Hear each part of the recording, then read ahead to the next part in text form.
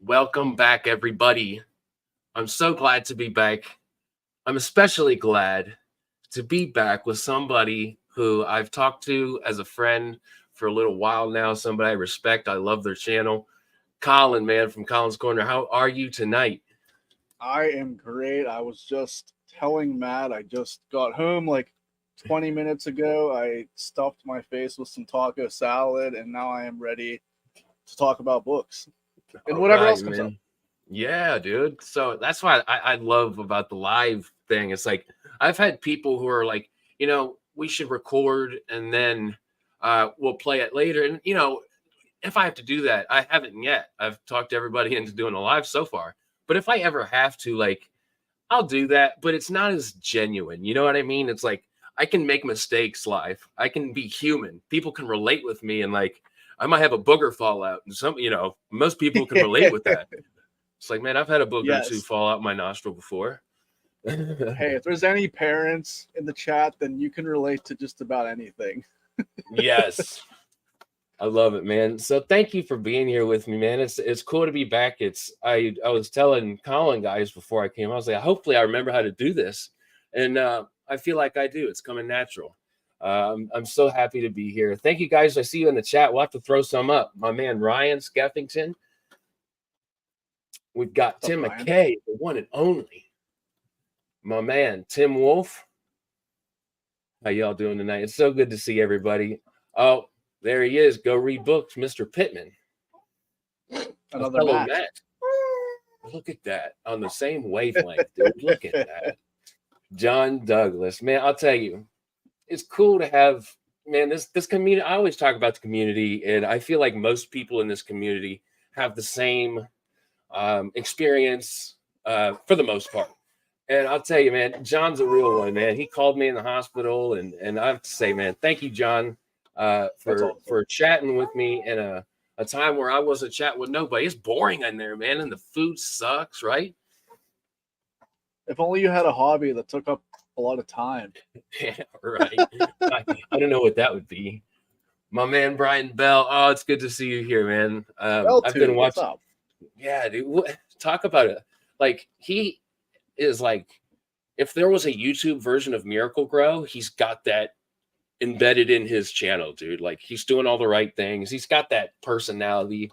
Fabulous. I love every video he puts out. Absolutely. My wonderful other half, Book Mama 87, my support system, the reason that the babies aren't screaming in my ear when I'm live, man. Look at that. Aaron, I'm so glad to see you here, man. It was cool doing that TBR con with you. It was nice to meet you, man. I'm glad you're here. Oh, man, everybody's up in here. So EC Greaves, my guy, he knows he's my guy all the way in New Zealand. He knows I'm terrible at that accent, too. So he's Is that where he's from? I didn't know that. Yep, that's where he's at. Awesome. Remind me, Ed, in the chat. I don't remember if you're from New Zealand. I feel like you are. But that doesn't matter what I feel like. Like, there's truth and then there's falsity. So I know you live there. Are you from there? Let's find out. And it's good to see Fraternal Cloud. I'm so glad you're here. So everybody, thank you so much for being here. Colin, thank you too. What was the inspiration? Where you're just sitting there and you're touching the ponder patch, right? And you're like, I have to start one of those Booktube channels, man. What was it? What was it that pushed you to do that? I think I just was on Matt on Friends, on Matt on Books channel yesterday, and he asked a similar question. I think it's similar for a lot of us. Right around the pandemic is when I found Booktube. So I want to say 2019.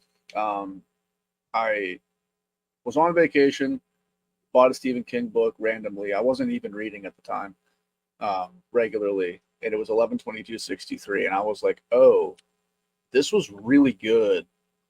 Where can I get more of this? So I started searching on, YouTube, which of course led me to Mike and Mike's book reviews and Daniel Green and many of the other familiar faces we've grown to know and love. And I started to find my little niche with fantasy, sci-fi, and horror. And, it was always kind of in the back of my mind for multiple reasons. I didn't have a lot of people in my life IRL that I can read and talk about books with that are reading the same things as me. And I wanted to talk about some of the emotions I was feeling and some of the experiences that I was having. And secondly, I saw other people that I had been watching for a while that just felt relatable. They felt like just another guy like me that popped up their phone and started recording video. So I started thinking, like, maybe I could do that.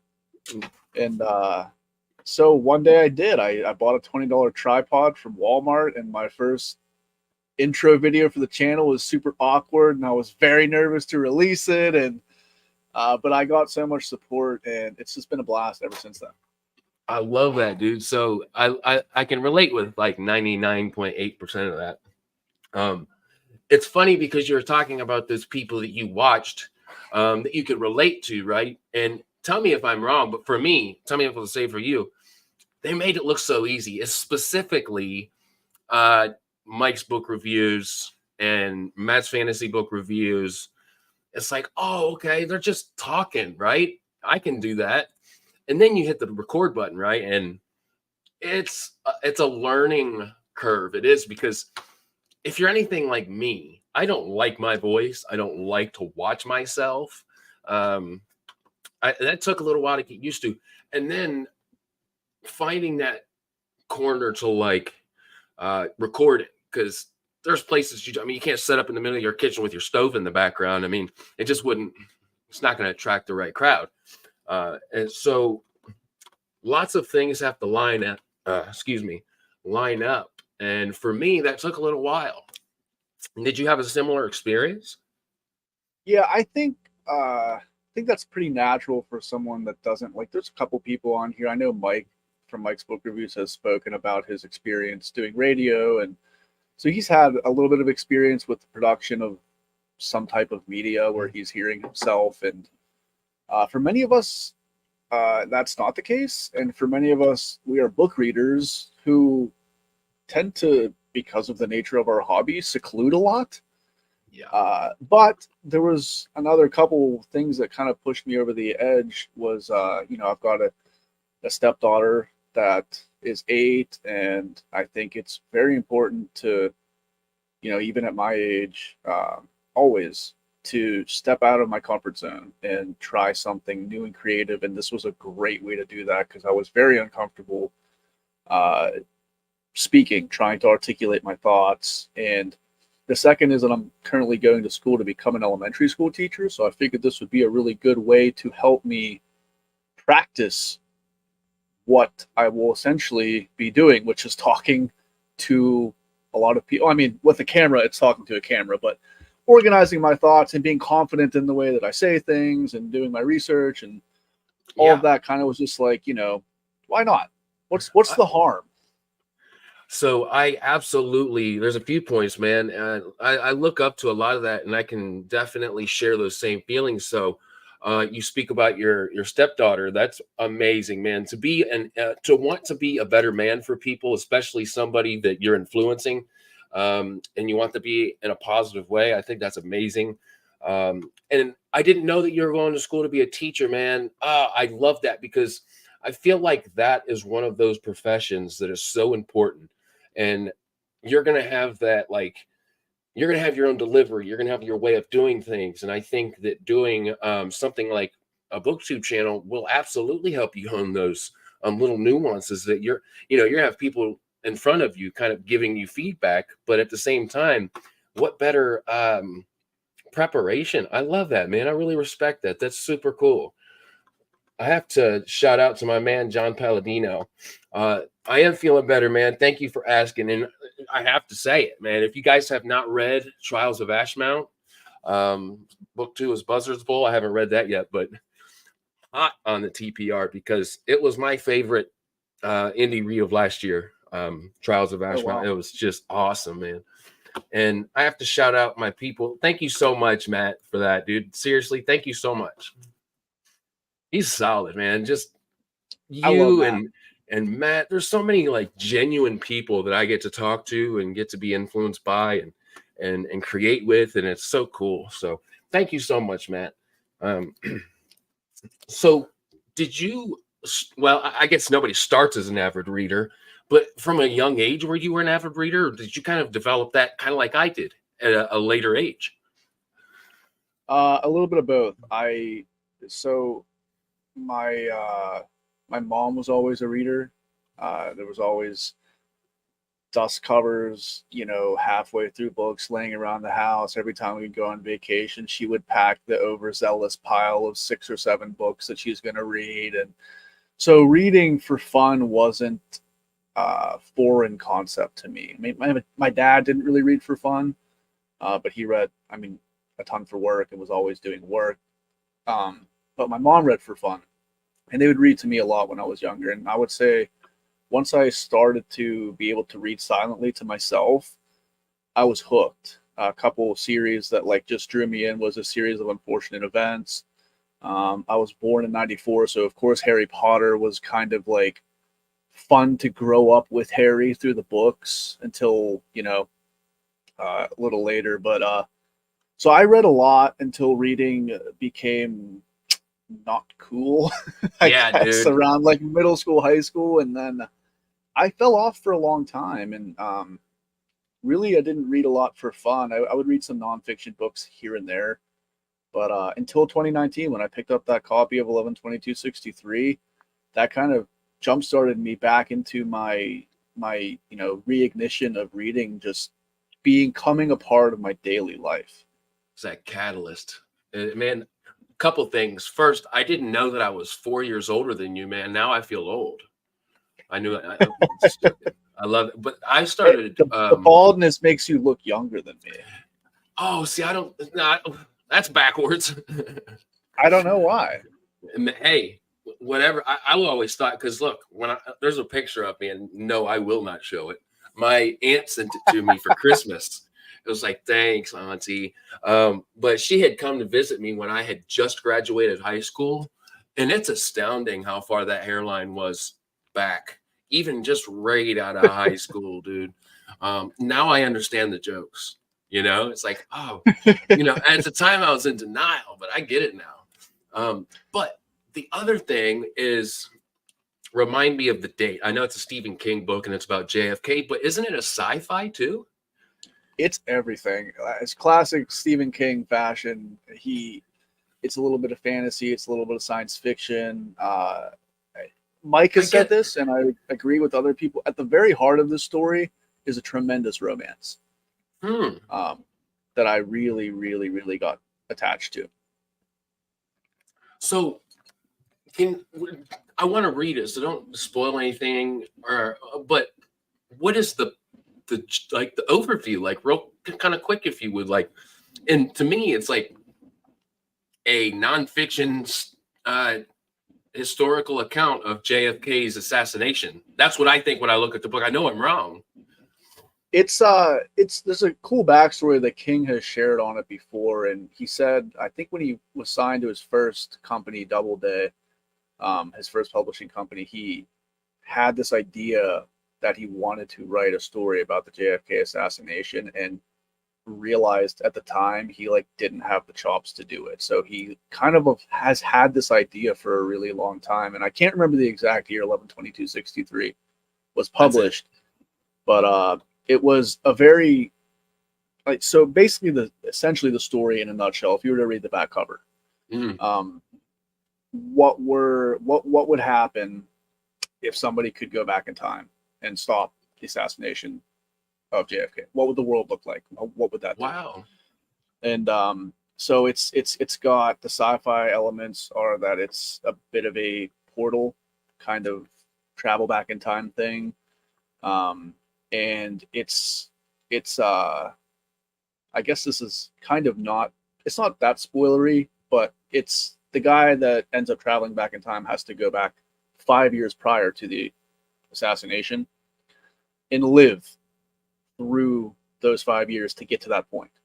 Oh, wow. So it's a very cool, King does a tremendous job of kind of embodying the, more elegant aspects and the way uglier aspects of that time period, and kind of really puts you right there I have to along check with it the main out. character. It's a really great book. It is long, like you said, but in my opinion, 100% worth it.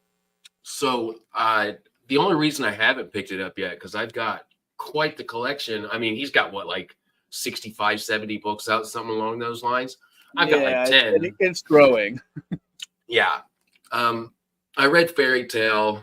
I've read Lizzie's Story. I've read The Outsider, but I've got a little bit of a collection. I think that was the first author I collected. And I haven't read most of them, but I think that one in particular I looked at and I was just like, and maybe there's other people like me who have judged that book the way that I did and not gave it that chance, because now I have to read it. That sounds amazing. It's really fun. So another Was Fairy Tale your first? Oh, sorry. Go ahead. No, please. So Fairy Tale was my very first.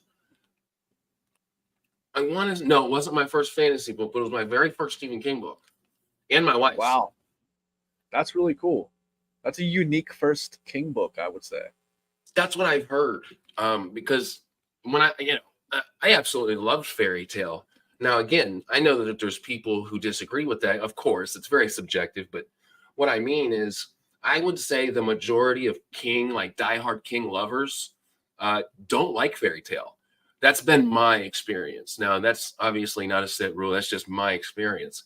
But what I loved was, and it definitely helped me want to find more fantasy. Like my very first one was a book called Ordinary Monsters, and I absolutely recommend it. I'm probably biased as all get out, but it's very good. Stephen King, man, I think he's always going to have a seat at the table. Thank you so much. Yeah. Thank you so much, Timothy, man. You guys are just so kind. Thank you so much. I like the name, man. Kindles and Kicks. That's so cool. I can relate though. Like, I hate my voice and I hate watching myself. Like, you get to a point where you become okay with it, to where it's almost like you're watching somebody else. At least for me, that's how it is. Say, if I criticize myself and do nothing but that, that's all I'll get done doing. But if I look at it objectively and try to further the video and get editing done, it seems to help me.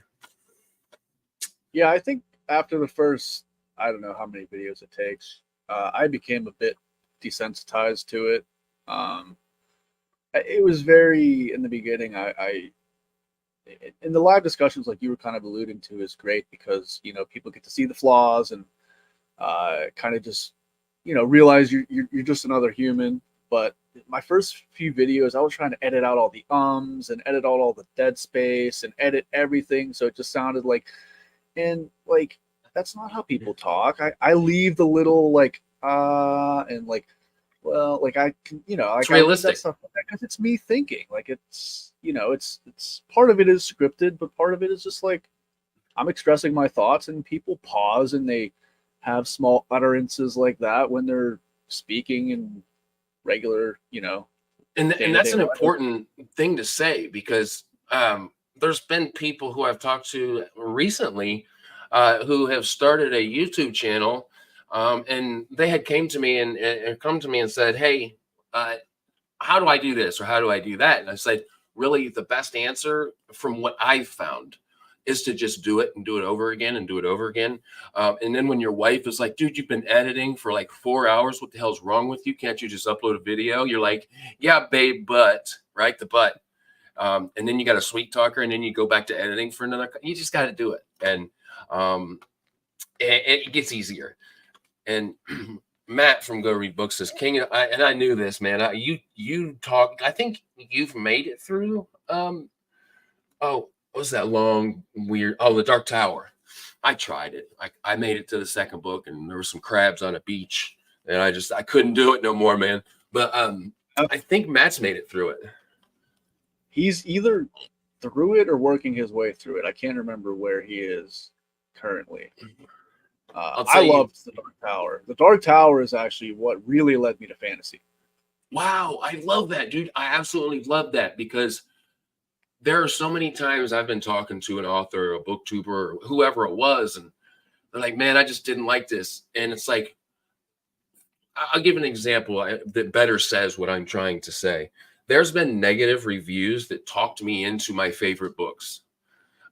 So somebody's dislikes can 1,000,000% be what you love about books. So I love when I hear stuff like that. What was it about the Dark Tower that kept you going? Like, it's abstract.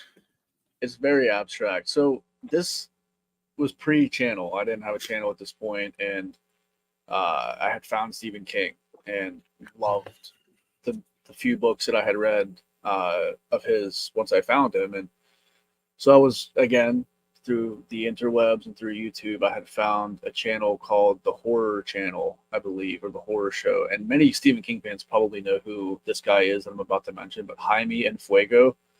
He concocted a list of 19 books of Stephen King's that were either directly tied to the Dark Tower or loosely tied to the Dark Tower. Mixed in his other books? Yeah, all the basically the Dark Tower is essentially, I think King would say, his magnum opus, and a lot of his other works have ties to it that aren't necessary to understand the Dark Tower, but are just fun. And so I had a goal to read more Stephen King books, and I was like, well, you know, I might as well just do this really long 19-book list. So I did finish the list and read a lot of the Dark Tower, but I think the kind of weirdness of it, one of the genres that stuck out to me was the fantasy aspect of it, the questing, and that eventually led me to finding some fantasy focused booktube channels. Specifically, Jimmy from the Fantasy Network was one of the first, just mostly fantasy focused at the time that I found him, channels, and that sort of introduced me to so many other doors to open in that genre. So King led me to fantasy. King is the king, man.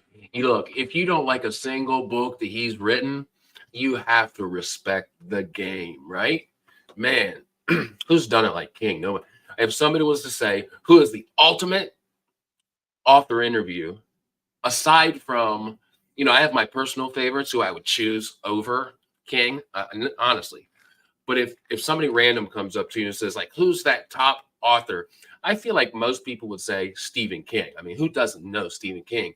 Mr. Richard Bachman. Dude, I can't believe people. I mean, I can. People are very smart. But when he did the Richard Bachman experiment, and like somebody through the web found in the fine print that like copyrights were to Stephen King, not Richard Bachman, with this fake picture in the back and like this. Well, it wasn't a fake picture. It was a dude that he knew. It was loosely. It wasn't like an intimate friend. He just like kind of ran. From what I understand, was kind of a random pick. But Richard Bachman experience, like, hey, can I sell as many books as Richard Bachman? Is it talent or is it luck?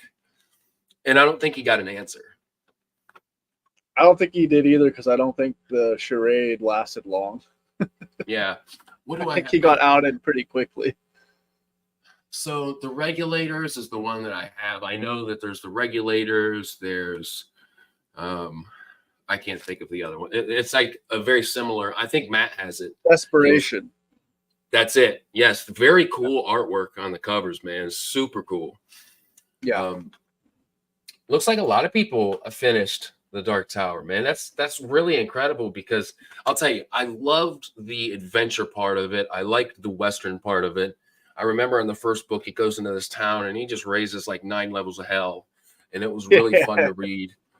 And I got to that part on the beach with a crab and how there was like a distant door. And maybe I'll try it again, because I feel like it would be fun. I don't have many series that I've read where I can pick out Easter eggs yet. Like, I'm not that versed as a reader yet. But that's got to be super cool, where you're like just not expecting anything, and all of a sudden you're like, oh, I know this. And everybody's looking at you like, what do you know? And it's like, I know this. It's fun to start to get some of that. Brian, wow. Do you really? Yeah, I feel like he wouldn't just BS me right now. I feel like he really has that door on him. That's incredible, dude. That's awesome. I love that. Tell me, yes, that's what's up. Brian, Ah, I knew he was getting tatted up. That's John cool, just man. had a comment that is the reason The Dark Tower is one of my favorite This one? series. It's because, yeah, Wizard and Glass is my favorite in the series. But everybody I feel like that makes a Dark Tower ranking list has the books in such vastly different order. I In the think that's reading awesome. order. I really think that's awesome. Yes. Well, yeah. I mean, and then when people reread the series, they re-rank the books as far as like what their favorites and least favorites are. Like, I think that that's so cool. It is, man, because I think kind of goes back, and tell me if I'm wrong, but what I was kind of bringing up earlier about I'll bring up a series or a book I like, and maybe somebody else is like vastly different and the opposite, something that this person doesn't like, and I'm just like, oh, I loved it. That's what makes talking about books fun, because there's possibilities. You talk to me like just now. I feel like I'm going to read the Dark Tower series now, and that's what's fun, man. Like talking and art. I love what you said. I wrote it down. Articulating your thoughts. That is so brilliant. I love that.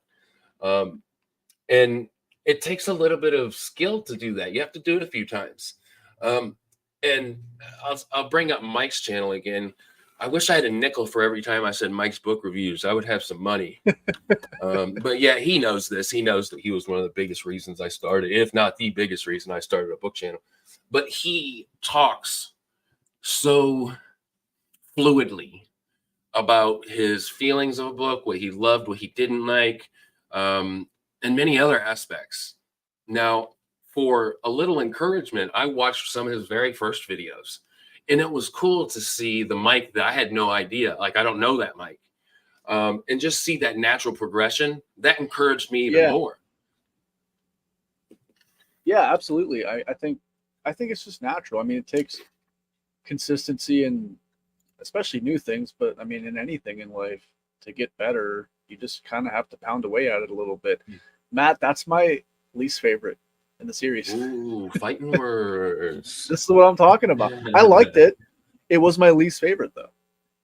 That's cool, man. How many books are there in that series? Remind me. There's 7 in the Dark Tower proper. Like, if you're just reading the series, there's 7 books. So to be able to call out the ones that you love the most out of 7 books, I mean, that's not the longest, obviously, the longest series we know of, but it's pretty solid. I mean, I feel like you've got to have a set of cojones on you to be like, I'm going to put a series out that is not standalones, that are 7 books in a row that everybody has to read to understand what's going on. And I feel like obviously he pulled that off because, man, some people just rave over that. Absolutely, that series. Absolutely. So that's cool to hear, man. Thank you for telling me about 11/22/63. I feel like that's the name. Yeah, definitely picking that up. That's fantastic. I'm very excited. I had no idea the aspects, and I'm glad you told me. Let's see. Booktube has something cool. He wrote it over like 30 years, something crazy like that. Oh, the Dark Tower series? Yeah, yep. Wow. That's even cooler. Maybe 20. Well, a long time. And so I had a misconception. I thought that those were like his cocaine years. Like, and that's not even me making a joke. You know, he went through, and I can relate. I went through periods of time where, you know, I'm in recovery, but it's cool to see those successful recovery stories, but also you get that difference in prose as well. There's books he wrote in that time frame that people only read those books. At least that's what I've heard. So that's cool, man. So since starting the channel, man, College Corner YT, that's the handle, guys. If you haven't subscribed, look, what are you doing? What has been the most fun for you? I think right now, the most fun ongoing thing that I have is my read through of The Realm of the Elderlings with Ben from Books with Bengus Khan. And we're kind of alternating live discussions. Like I'll host one for one book, and the next book he hosted on his channel. So just kind of us journeying through that together. has been an absolute blast, and in discussing them live has just completely enriched that experience far more than what I would have gotten had I just been going through this alone. So that's something I have yet to do, and I have to do that, man. I have to find some people. I have to find out what people are reading because it's been a little while. Um, Buddy reads last year, so when I started the channel and up to just like last month, it's kind of impossible for me to schedule like a good review schedule and know that I was going to get it done just because we had a newborn as well as 3 other toddlers. Now it's getting a little less crazy around here. So I have to do a buddy read on the channel or on somebody else's channel and do a live discussion because, man, that just sounds like so much fun. It's awesome.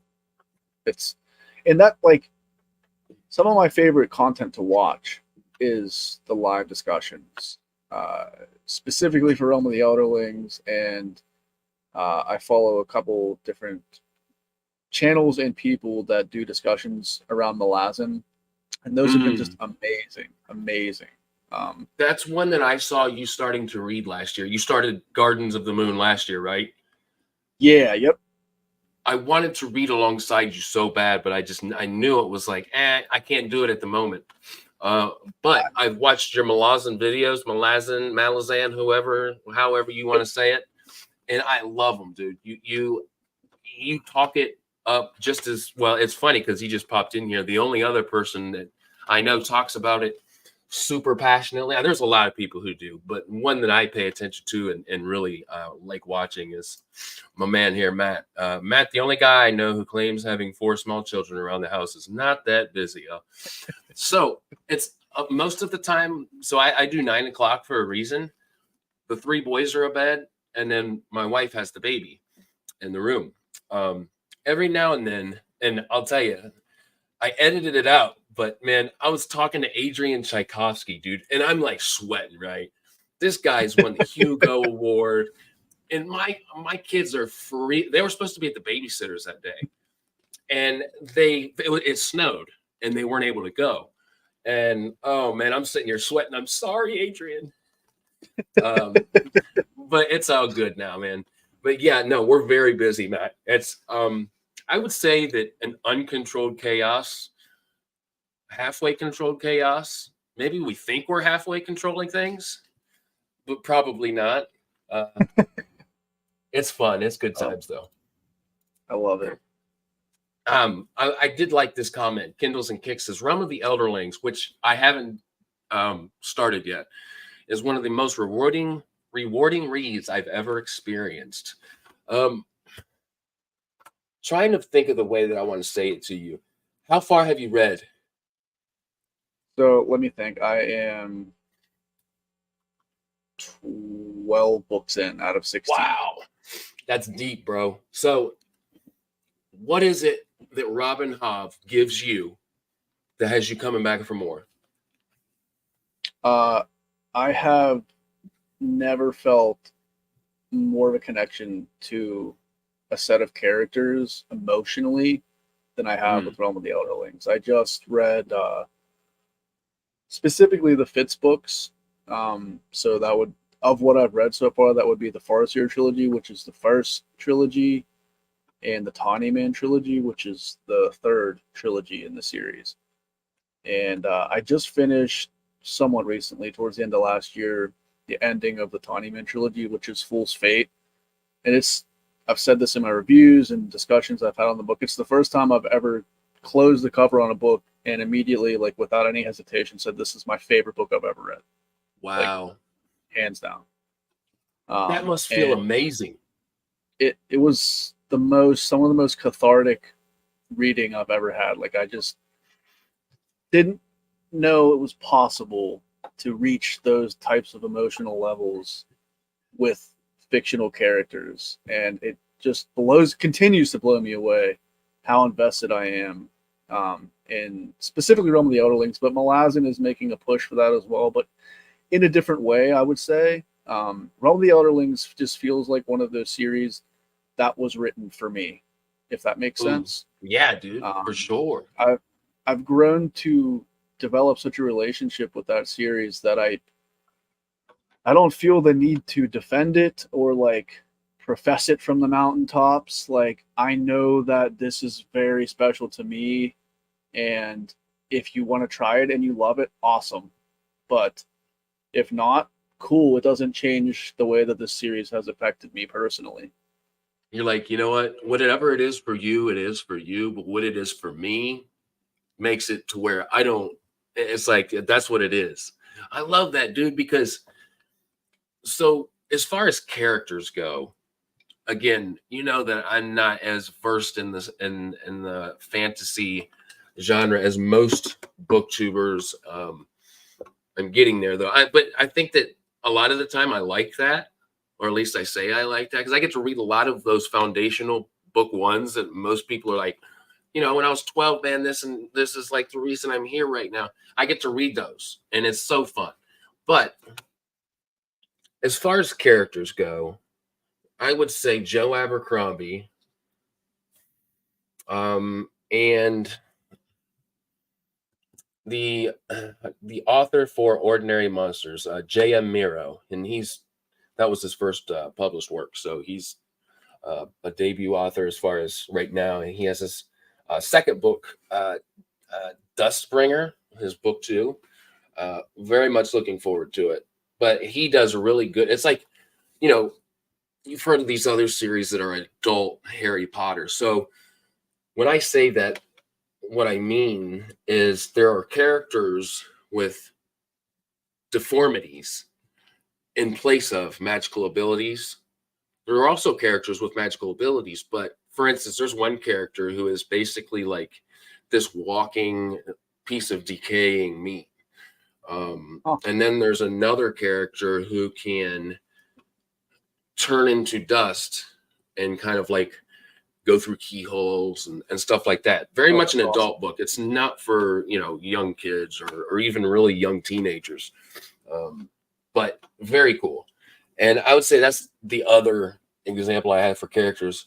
What I've heard about Realm of the Elderlings that has me fascinated, even more so talking to you, is that it's somewhat of a slow burn. I feel like that's how you create good characters, though. Very much so. I think a lot of my favorite authors take their time and spend the time in what seems to be mundane day-to-day activities where, you know, and with fantasy, I think, I mean, you've grown to probably understand, as I have, because I've not read like the Wheel of Time. There's a ton of big series that I've not touched yet because I'm playing catch up as well. But fantasy they're longer books, and we're spending a lot of time in these worlds with these characters. But Robin Hobb and Stephen King specifically, I think, do a very, very good job of getting you attached to the characters because you're following their day-to-day actions and you're getting to know their habits and their little idiosyncrasies, and you really feel like you get to know them as a person. And then when things happen, it hurts because it's not just this person you just met who is told to you to be some crazy, you know, revered, feared warrior, and then they go fight and they die. No, it's like, you know, Fitz as a person. You know, that I forget the kid from Fairy Tale's name, but you get to know him. You get to see him spend time with his dad and spend time with different, you know, the neighbor guy, like just doing day-to-day stuff that you're like, I can see myself in that, or I knew somebody like that, or I know someone that knows someone like that. And you're able to relate to them more. So when, you know, the crap hits the fan, you're like, oh no, like, please no. You're invested. You're invested. Yeah, you're sold. So the reason I know that, and I didn't realize that he just said that the Fairy Tale was also a good character book for me, is because it's been like since it very first came out that I read it. It's been a while, and I've only read it once. I can absolutely tell you the characteristics of all those characters. That's memorable because most books I could probably give a general, but not as much as I would for Fairy Tale. It's funny I'm saying that. I don't remember their names, but their personalities speak way more to me. The grumpy old man that broke his hip, the dog that's an amazing best friend. I remember that. That's Radar. Radar. Yeah, dude, I can't believe I forgot that. My mom's dog was named Radar. And I love a that boy, dog name. yes, yeah, because the big ears, right? It kind of makes sense. And then a boy who's coming into manhood, who's curious, who struggles with, I love that. I love to think about it. And I haven't thought about that book. So thank you. What was your most surprising read since starting the channel? Like one that you went into maybe expecting you to like it, but just kind of blew you away. And even if we've talked about it, that's still a wonderful answer. This is a tough one. So since starting the channel, I've got 3 that come to mind when I think of that. One of them is Piranesi by Susanna Clark. Oh, That book was such a fun experience. isn't that funny? Yep, there it is. I'm like halfway through it right now, and dude, I've never obviously read anything like it. Oh, you're reading it right now? Yeah, I'm like halfway through it. It's so incredibly creative. Like, dude, Susanna Clark is like, I wish I had her ability to think so far out the box that it just, you know what I mean? Yeah. I'm not going to say anything because I went into it like completely blind. I didn't read the blurb. In fact, Brian Bell was the one who told me to do it that way. And I like to do a lot of books that way, but specifically ones like that where maybe it's a little deeper in theme. We've got a little bit more of a dense prose. You got to digest it a little more. I'd rather not have that preconceived notion going into it. I'd rather just kind of discover everything as they happen. And I'm so glad that I did that. John, I want to say yes, in a different way, though. John Palladino, I hope he's still here. If he is, I hope he hears this. It's I mean this wholeheartedly too. I care about his characters the way that I care about Joe Abercrombie's characters. 90% of the time, I can tell you who's talking based on dialogue. There's some good witty humor in there that I'm a sucker for it, honestly. If you get me laughing while I'm reading a book, you've got me. And John absolutely does that. And then there's times where like there's a scene that you completely out of left field. You're like, I had no idea that this was going to happen, but whoa. It's so fun. Samoki dude, my guy, man. I need to have you on. I know we've been talking about it. Colin can relate. We talked about it for a long time. I need to have you on too, my friend. This has been a long time in the making. It has. I'm so glad we're here. So, Samoki dude. Yes, John from Talking Story, my Booktube uncle, says hi, Colin. Oh, hi, John, cool. And hi, Britton. I love John's channel. He's another one that started a channel and blew. You know, I know he does a wonderful job as a host, but his son, dude, is like spectacularly talented in the video area, man. His thumbnails are solid. And I believe that his son does like the thumbnails and like the videography. It's wonderful, dude. It's and I know that he's like doing film festivals, I believe, in North Carolina. So if you're listening, awesome. Man, go for gold, man. Go for gold. I think that's amazing. Keep doing the wonderful things you're doing. Yeah, John's channel is blowing up like crazy. I love it though, because he's such a genuine dude. Oh, absolutely. My man Jim, it's good to see you in here, brother.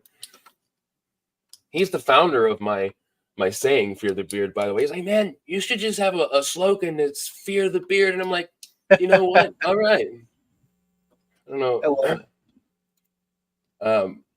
Oh, thank you so much, man. I appreciate that. Thank you for saying that. I do. I feel 1,000,000% better. Sitting here talking with you guys, 1,000,000%. So any other hobbies you're into? What else do you get your what other hats do you wear?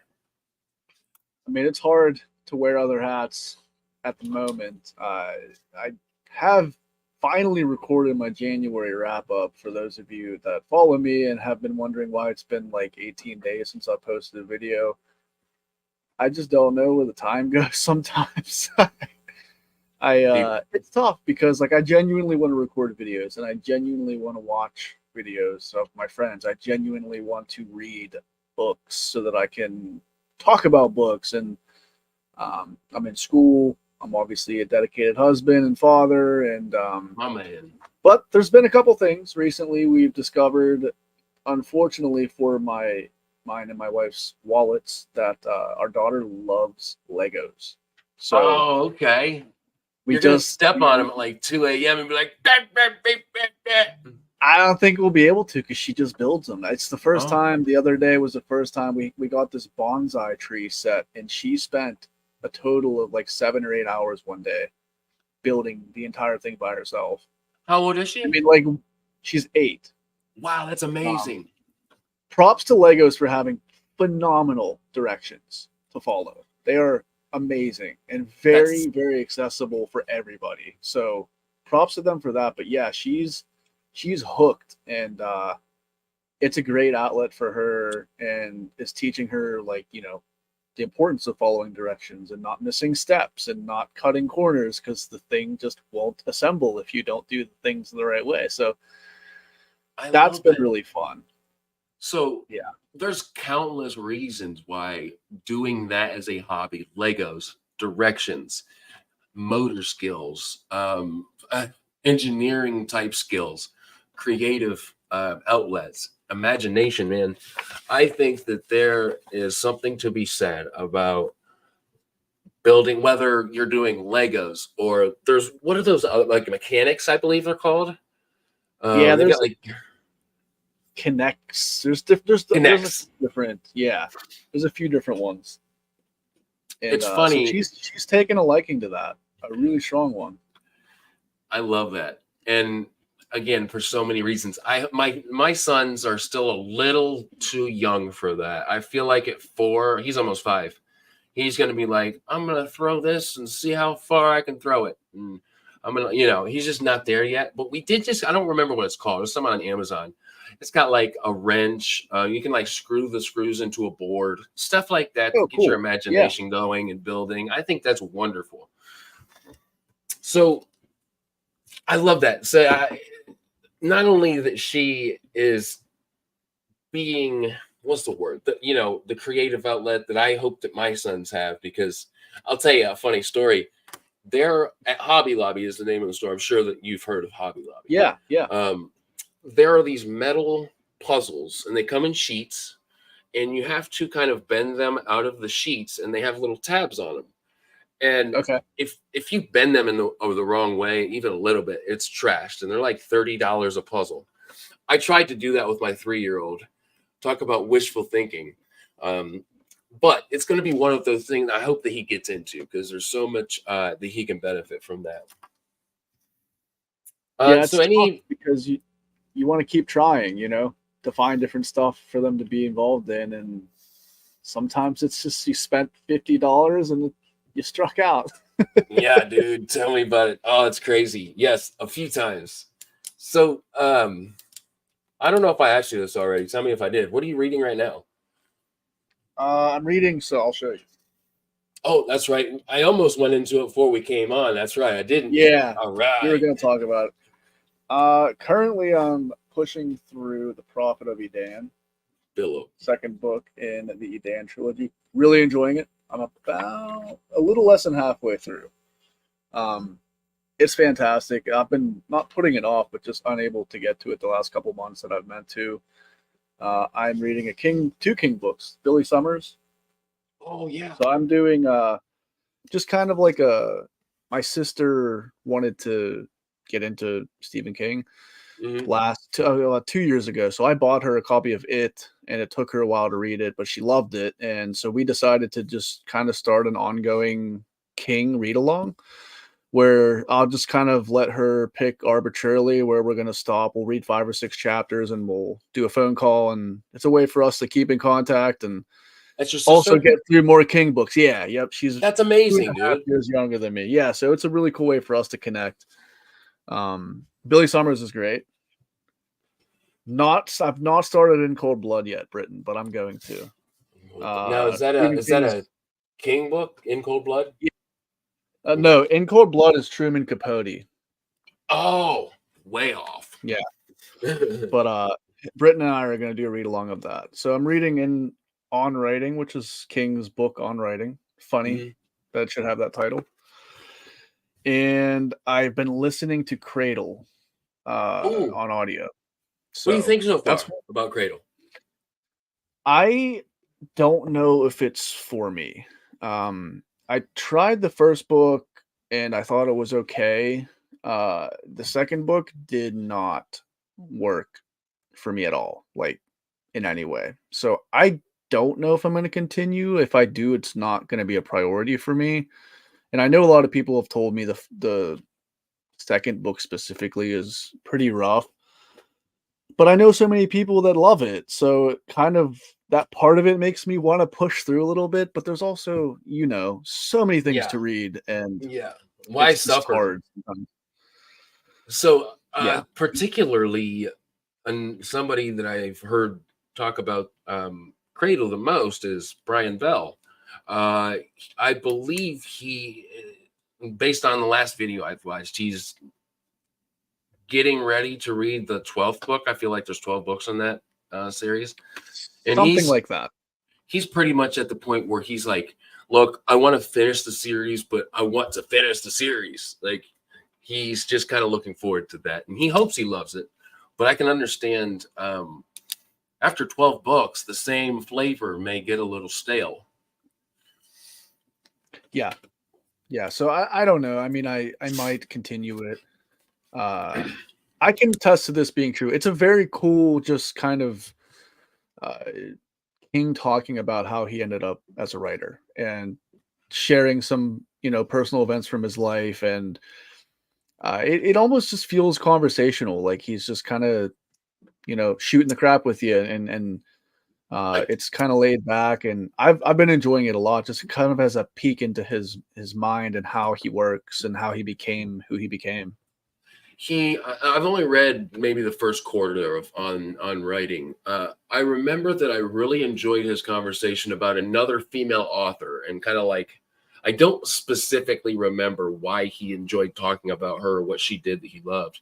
I just remember enjoying it. So I feel like I will continue on writing for not only the pleasure of reading it. I hope I learned something, because I absolutely am working on finishing my outline. And I know people who watch all the time, they're like, man, you've been working on it for a while. It's like, dude, I had never had the aspiration to write. So I am like at kindergarten, preschool level when it comes to that sort of thing. And it's intimidating. And there's things that you make these preconceived notions that aren't true, or you just don't think about a whole process at all because you've never done it.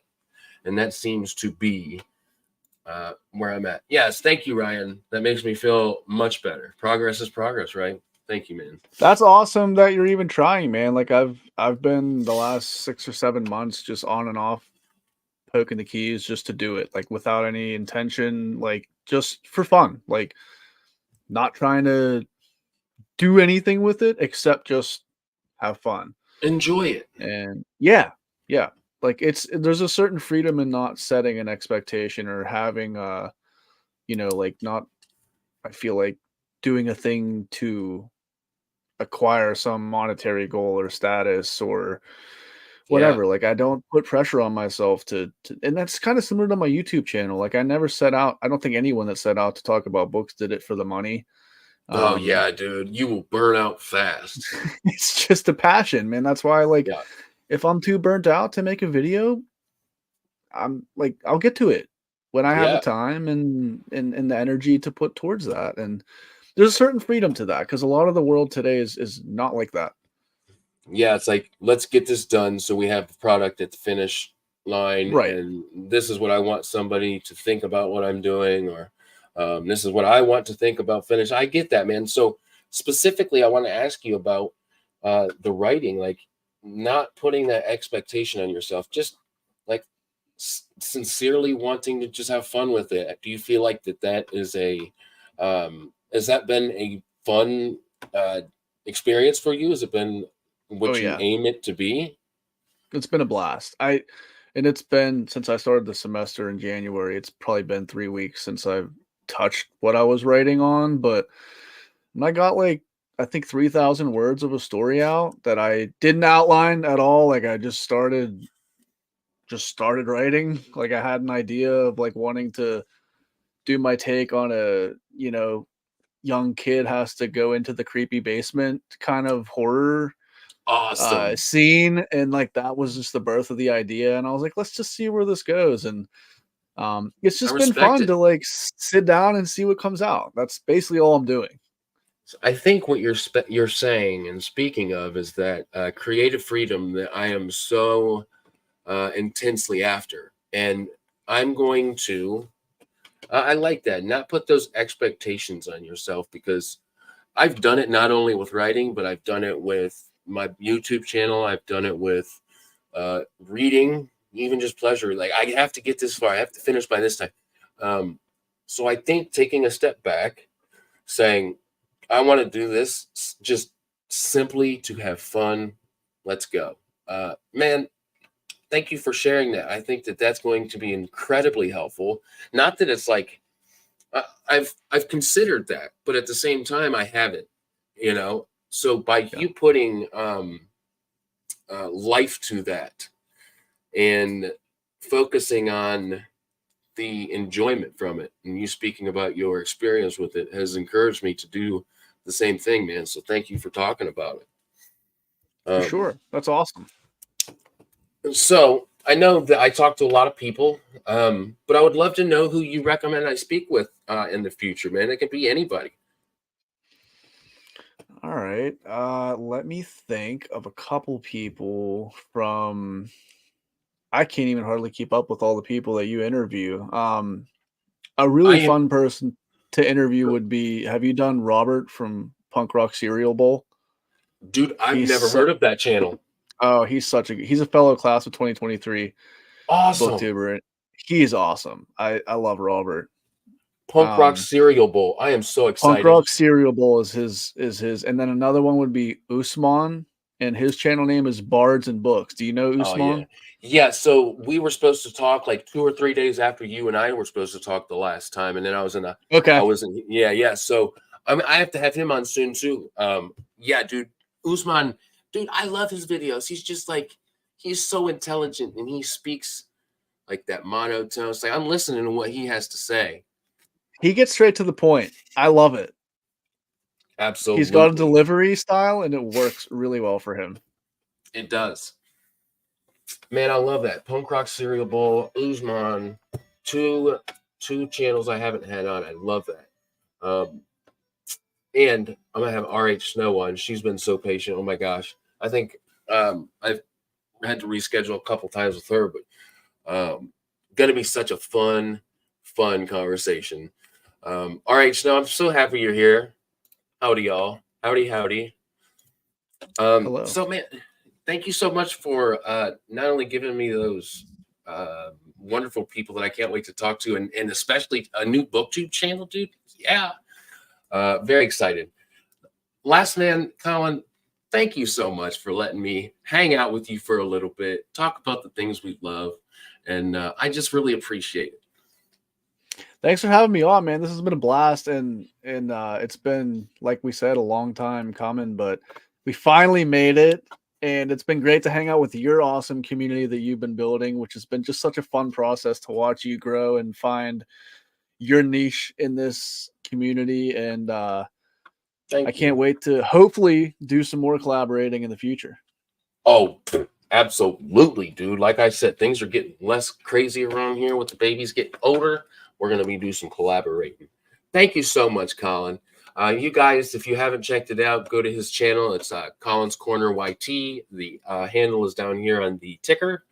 Wonderful. And I have to say, one of the things I love that I've noticed more about your channel than anything, when you're talking about a book and that amazing camera that you got, you throw that book up and it like auto focuses. I'm like, yeah, it gets me so excited, man. I'm gonna get me one of those cameras. I'm actually saving right now for one like that. So I love that about your channel, and I've noticed that from the very beginning. That I part appreciate where you that. flip it up, it's so cool. It adds like some dramatic elements to it. It does. Um, Cool. so again, thank you, Colin, for letting me hang out with you and hanging out on my channel for a little bit. You guys that were here live, you guys are so awesome. It's nice to be back and see all my friends, and I appreciate you all. For everybody that will watch in the future, thank you as well. I believe my next, is the 19th. No, I'll have to double check. I'm terrible with dates. Charles Hack, he is the author of Into the Darkness, which is a sci-fi kind of SWAT team, special forces. That's what I'm trying to say. Sci-fi Cool. special forces feel. So that will be fun. That is coming up, I believe, in 2 days at 9 p.m. And then after that, I'm going to be talking with Anthony Ryan. That will be very cool. So look forward to that. Colin, you have a wonderful night, man. Like, share, and subscribe if you haven't. I have to say all that YouTube stuff. And we will see you soon. Bye-bye, everybody.